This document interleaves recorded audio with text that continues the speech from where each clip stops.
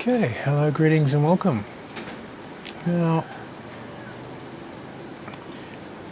we're engaging in this journey of looking at a Buddhist view and a Hermetic view and synthesizing these two views, bringing them together and seeing them from different perspectives. In the process of doing this, you need to step out of the box, so step out of your current view and look at each of these teachings from outside of it. If you enter the filing system of Buddhism, of all the knowledge you have on Buddhism, and then you look at it, you'll be looking at it from within that context. So there's a skill of stepping outside of yourself and looking at something like a child and relearning it from a different perspective. And then you have two different files, one on this perspective, one on that perspective, and then as they start to cross over, you get an enhanced understanding of the particular principle you're working with. So this is very, very important in the learning process. Okay, so let's start moving through some of these fundamental theories that are in Buddhism. Now, the Buddha said that Nibbana is the release of attachment, aversion, and delusion.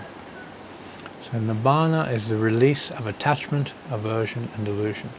So the key is release. How do you release something? What is the mechanism of release? So let's investigate this word release first. Now, there's the inward method and the outward method. And if you were to talk to a Vipassana practitioner, they would investigate the object simply by looking at it. Thank you.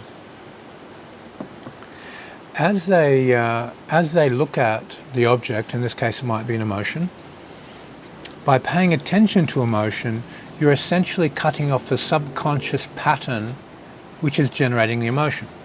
So emotions happen unconsciously. They happen from an unconscious pattern. So what happens, the pattern goes from this unconscious state to a conscious state because you're looking at it, you're mindful of it, you're observing it, you're practicing mindfulness. So as you observe the emotion, the pattern becomes visible, so it switches off unconsciously, it's there consciously, and then the emotion moves from what we call in Hermetics an astral state into a mental state. It goes from an emotional property into a mental property. The energy bubbles up and becomes mentally pliable. You can change it with your thinking.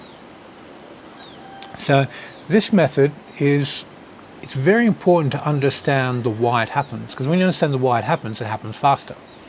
So if you have an emotion, you observe the emotion, the unconscious patterning that's generating that become conscious.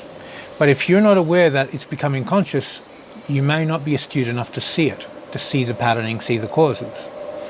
So by observing the symptom, the emotion, the unconscious arising of why becomes visible.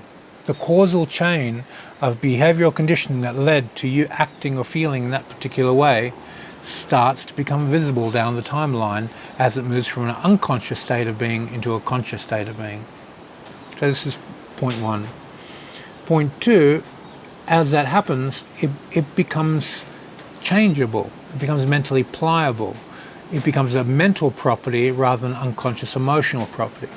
So a conscious mental property goes, I can release this, I can let it go. Because now you see the pattern and you can make a choice. You can interrupt the pattern and go, I choose not to feel that way anymore. You bring it up to the surface, goodbye, and you let it go. You have a conversation with it and greet it farewell and let that pattern leave you.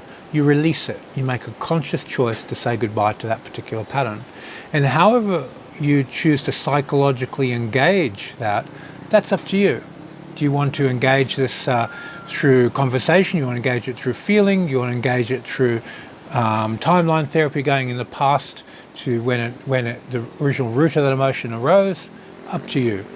But there's a letting go that needs to take place where you have a parting ceremony with that emotion, that behavior, that trigger.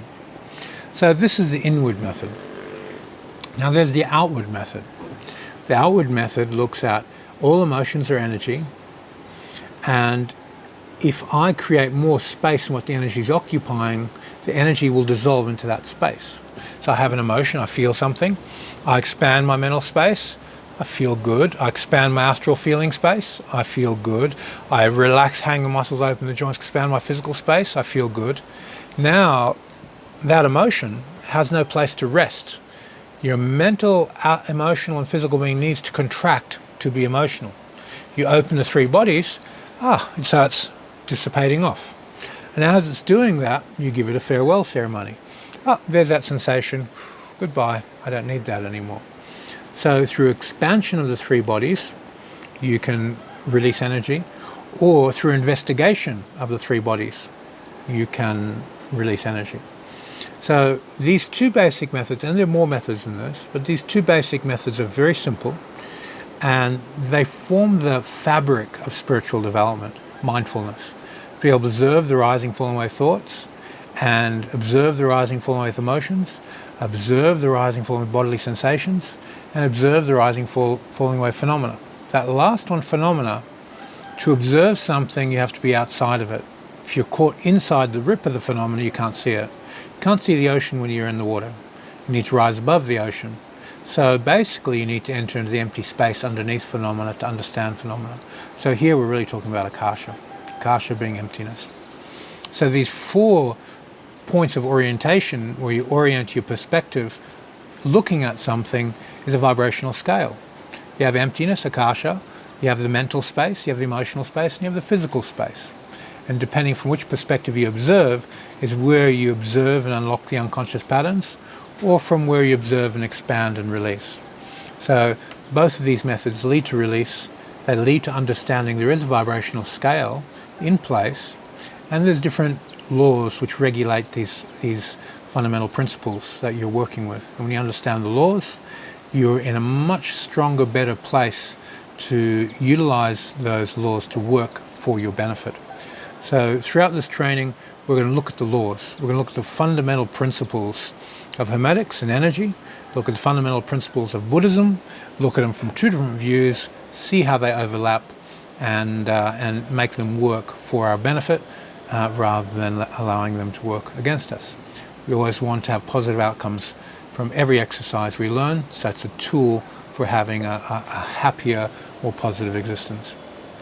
Thank you for your time, and see you in the next video.